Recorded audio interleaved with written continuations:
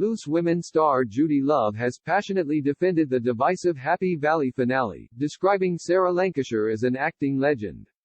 Loose Women's Judi Love revealed that she'd witnessed some criticism of the final showdown between Catherine Cawood, Sarah Lancashire, and Tommy Lee Royce, James Norton, before the latter drenched himself in petrol and became a human fireball. Those who were expecting a dramatic tussle between the two saw only icy conversation at the end, but Judi insisted that's exactly how she thought it should be. Judi revealed she'd seen some comments suggesting that there should have been more of an action-packed conclusion to the show's final episode, but she insisted it was no anti-climax for her.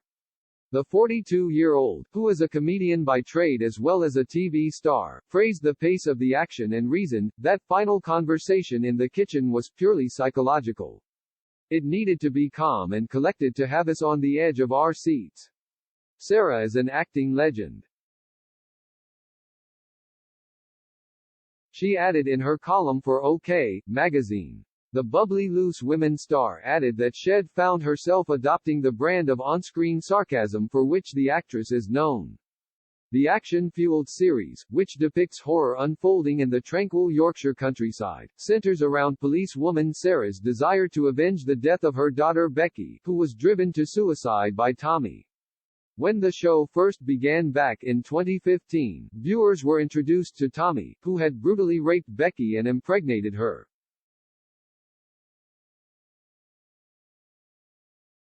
But later claimed to have loved her. The experience led the distressed teenage mom to commit suicide soon after baby Ryan, Reese Kana, was born.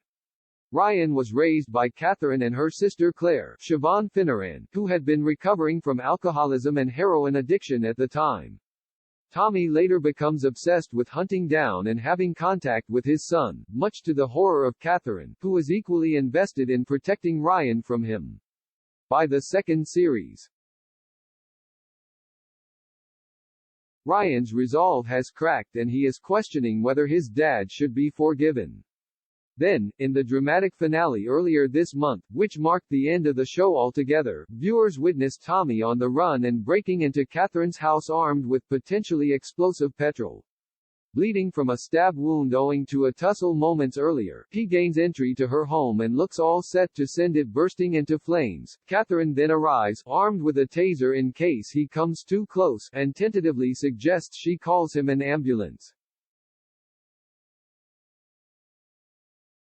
However, her resentment for the man who drove her daughter to her death soon spills over, and she goads him to his own suicide in a calm, icy, yet powerful closing scene. Telling him his now 16-year-old son has seen right through him and no longer wants him, she then derides him for Becky's death. Plaintiff Tommy, who is wolfing down painkillers at the time, plaintively cries, "I loved her," until the harsh reality check from Catherine leads him to pour petrol over himself.